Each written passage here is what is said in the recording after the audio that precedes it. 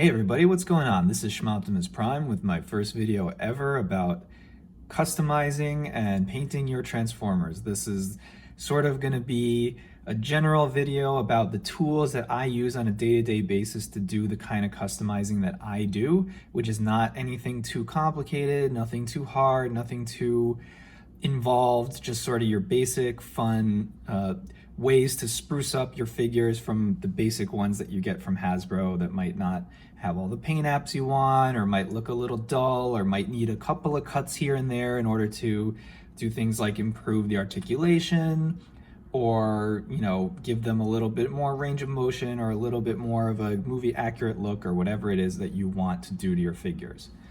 Now here in front of me I have my volunteer here, which is good old Boney Bone Crusher, Studio Series Voyager Bone Crusher.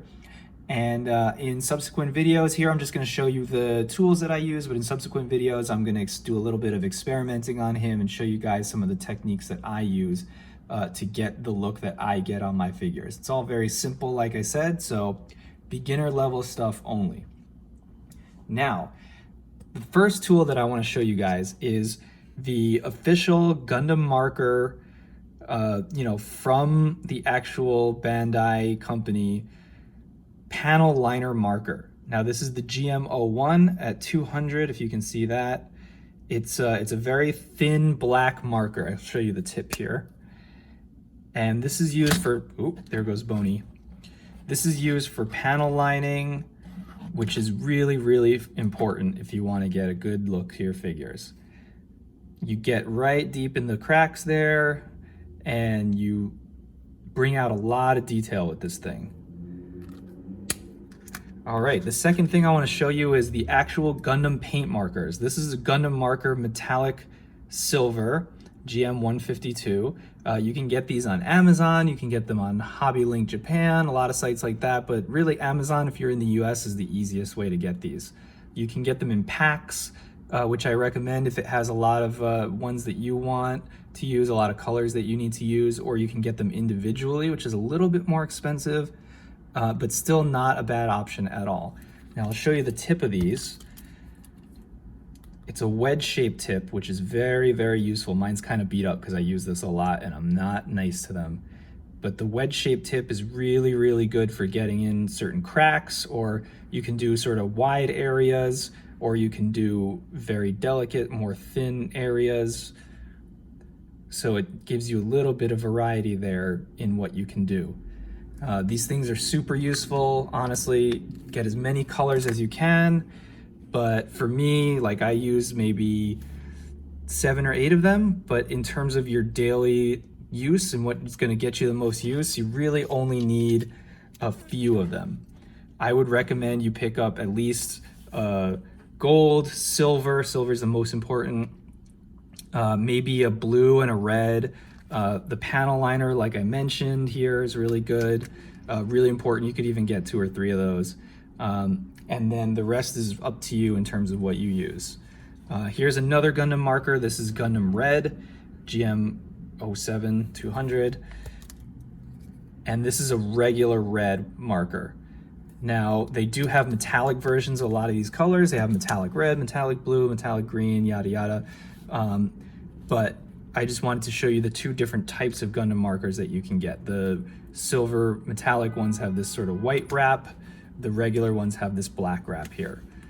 Now, the last Gundam marker thing that I suggest you pick up if you want a full suite of things that you can use to do sort of, easy customizing, like I mentioned, is this Kesh pen, or the eraser marker. This one is used to clear things up when you mess up, basically. It's the same sort of chisel tip design as the other markers.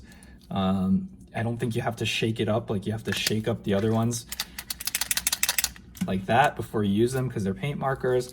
But this one, essentially, you just sort of paint it on to the areas that you want to get rid of, and then you wipe it off and it's completely gone. So this is also very, very useful. Like I said, you can pick up any of this stuff on Amazon.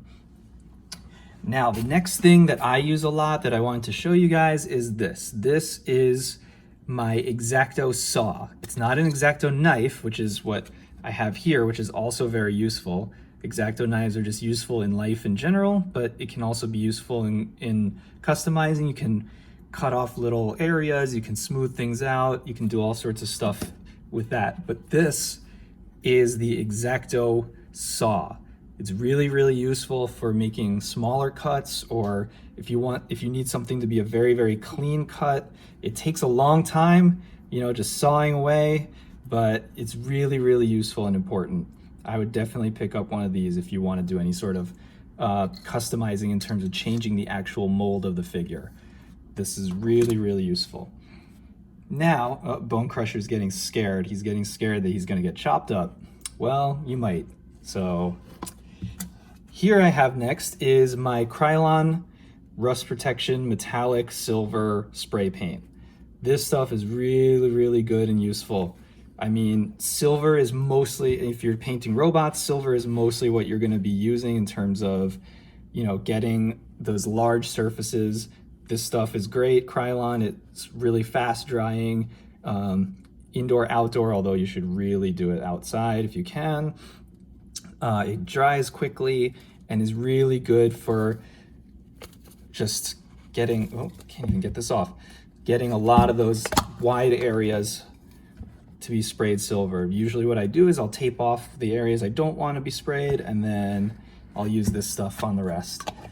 I did Dark of the Moon Optimus Prime's trailer with this. It looks 1,000 times better, and I'll show you guys that in another video, but that was like the easiest thing to do ever. Next I have a Dremel. You might have heard of these before. They're very, very useful tools, just also in life a good thing to have. This one is a cordless Dremel, the Dremel 7300. I don't know the numbers or whatever, but this is the one I have, and I've used it for years, and it's really great. It has all sorts of different heads that you can put on it, so you can unscrew this and take this off, and there's like drill bits and all sorts of other stuff that you can put on there. Super duper useful. This one's a cutting head, so you turn it on here, and yep, Bone Crusher's getting scared. Yep.